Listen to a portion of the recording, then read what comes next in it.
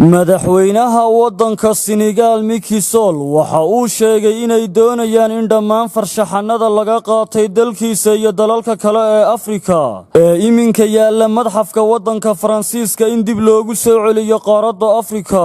madaxweyne Macky Sall ayaa sidoo kale sheegay in arrintan uu ku wargeliyay dhiggiisa waddanka Faransiiska Emmanuel Macron, waxaana uu yiri waxaanu doonaynaa in farshaxanada gaaraya 10,000 kun ee la qaatay xilligii gumaystaha in dib loogu soo celiyo dalalka Afrika.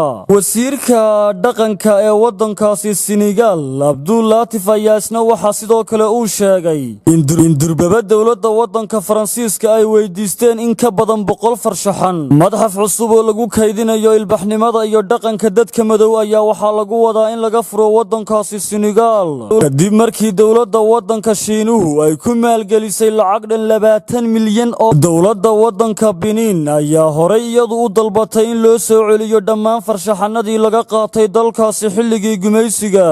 arrinka ayaa sidoo kale imanaya iyadoo uu inta badan madxafyada Yurub ay ogolaadeen farshaxano badan ay dib ugu soo celiyaan waddanka Nigeria.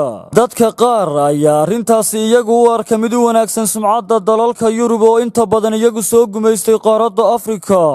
Zamne Aletchi oo ah agaasimaha xarunta hidiyo dhaqanka ee waddankaasi Benin ayaa wakaaladda wararka ee AFP waxa uu sheegay inuu aad ugu faraxsan yahay qaabkan cusub ee la isku weydaarsanayo waxyaabaha dhaqanka iyo taariikhiga.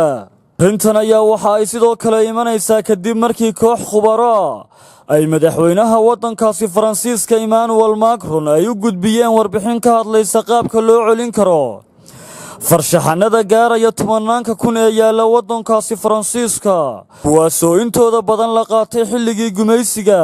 hase yeeshee madaxweynaha waddankaasi Faransiiska Emmanuel Macron ayaa ballan qaaday in sida ugu dhaqsaha badan loo celin doono farshaxanadaasi.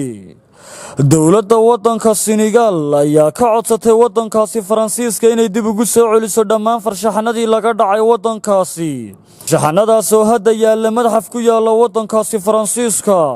toddobaadkii la soo dhaafay warbixinno ay soo gudbiyeen dad khubaro ah isla markaana loo gudbiyey madaxweynaha waddankaasi Faransiiska Emmanuel Macron ayaa waxaa lagula taliyay in dhammaan waxyaabihii taariikhiga ahaa ee sida sharci darrada ahaa looga qaatay dalalka Afrika loogu celiyo dalalkaasi asal ahaan laga keenay.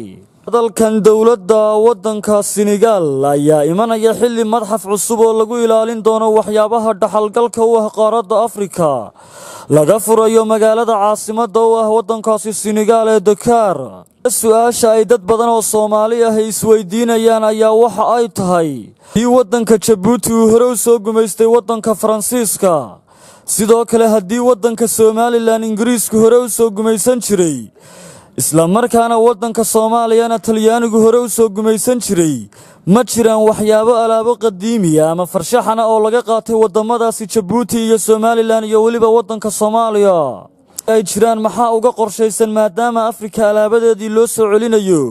Saciid Axmed Tamreyse, wararka telefishinka caalamiga ah Star.